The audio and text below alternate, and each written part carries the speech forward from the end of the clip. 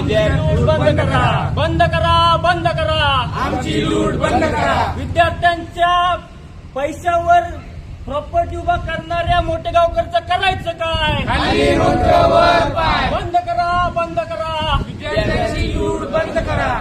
आज आम्ही मोठेगावकर आणि पी.व्ही. कुलकर्णी यांच्या जे कृत्य झाले त्याच्या निषेधार्थ आज या ठिकाणी जी भावना असते, विद्यार्थ्यांचे जे पालक असतात ते विद्यार्थ्यांबद्दल त्यांच्या शिक्षणासाठी एकदम संवेदनशील असतात आणि ते त्या संवेदनापायी, त्या भावनेपायी विद्यार्थ्यांसाठी काही पण लावायला तयार असतात.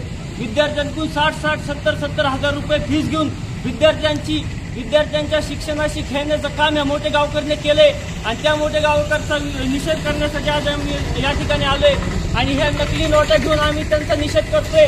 घ्या पैसे आणि घ्या, लोकांची लूट करा, विद्यार्थ्यांची लूट करा, तुम्ही घ्या.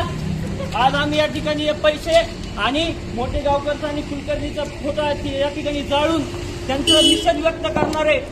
बंद करा, बंद करा, विद्यार्थ्यांची लूट बंद करा. बंद करा, बंद करा, विद्यार्थ्यांची लूट बंद करा. बंद करा, बंद करा. विद्यार्थ्यांची लूट बंद करा.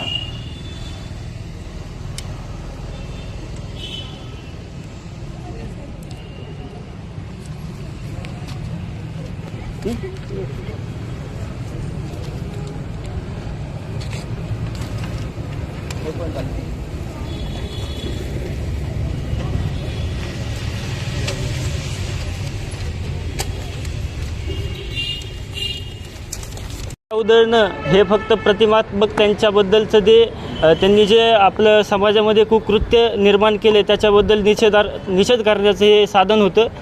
हे तर काहीच नाही. आमची तर अशी मागणी आहे की मोठेगावकरांची किंवा जे कुलकर्णी यांची जी अवैध संपत्ती जे लोकांच्या भावनावर खेळून आणि पालकांवर त्यांनी जे अविश्वास दाखवून किंवा पालकांच्या ज्या प्रॉपर्टी त्यांनी लुटून त्यांनी जे काही साम्राज्य उभं केलं त्याची पण एकदा चौकशी नीट झाली पाहिजे.